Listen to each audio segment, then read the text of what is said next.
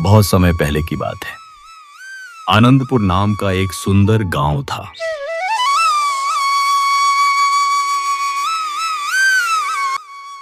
इस गांव में दो किसान रहते थे। एक का नाम था गोविंद और दूसरे का नाम था नरेश। दोनों बचपन से दोस्त थे और एक दूसरे के बिना रह नहीं पाते थे। गोविंद एक मेहनती और समझदार किसान था। वह हर दिन सूरज निकलने से पहले उठकर खेतों में चला जाता और पूरे मन से काम करता।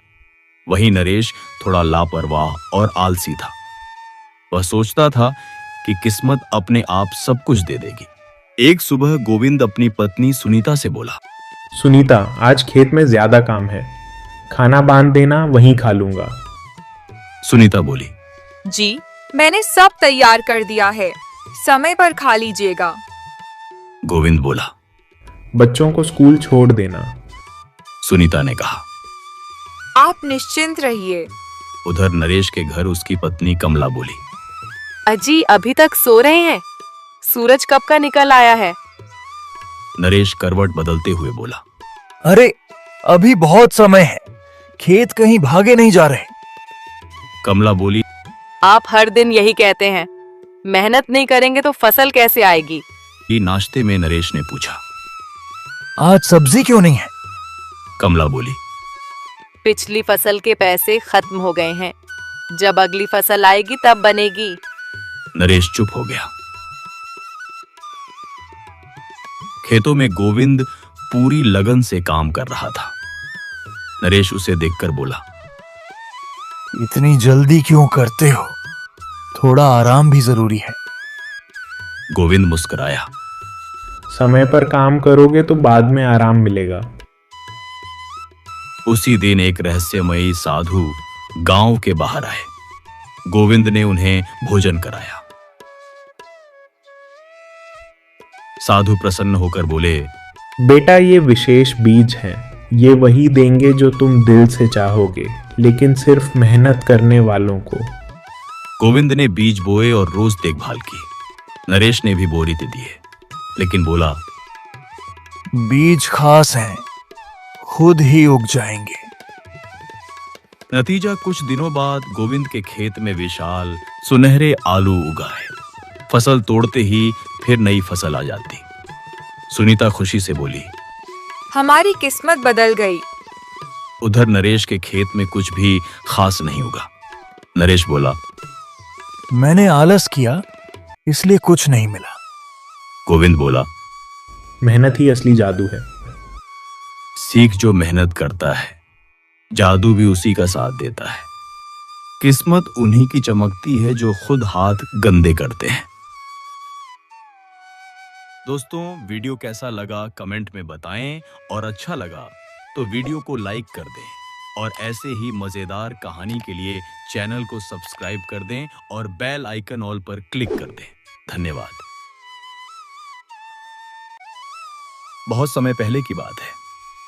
सूर्यपुर नाम का एक छोटा सा गांव था।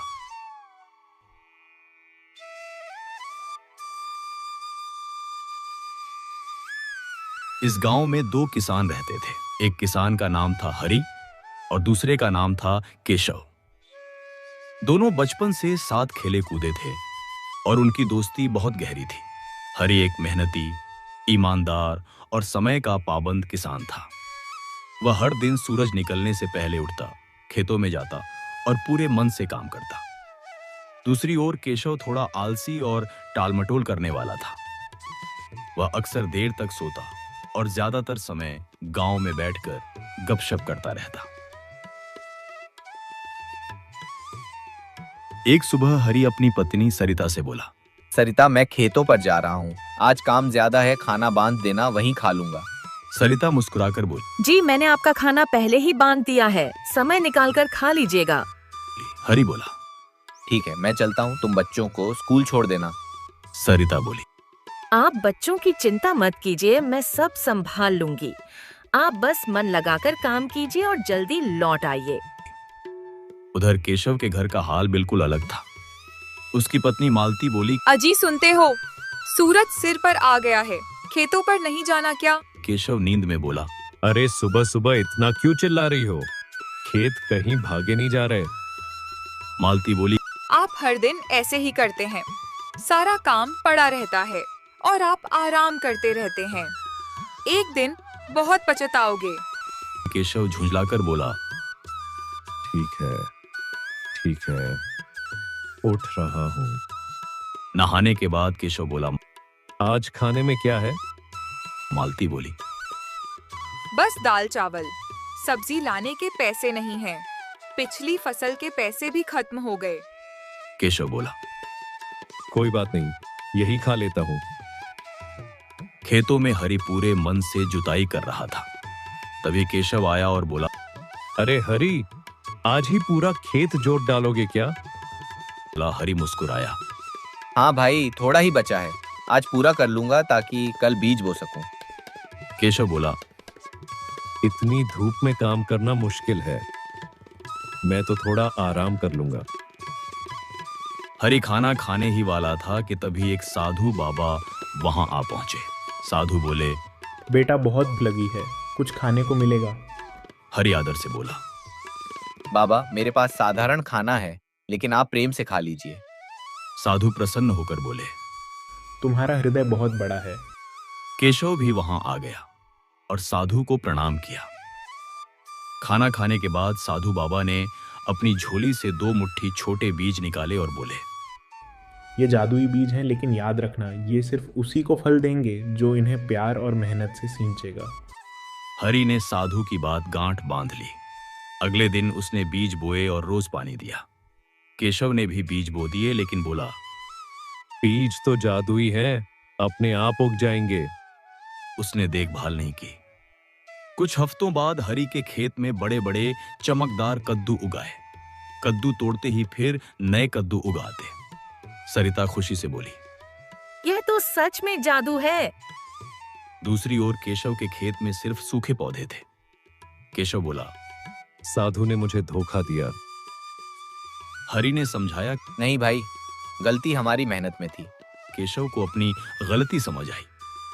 वह बोला, मैंने आलस किया, इसलिए मुझे कुछ नहीं मिला।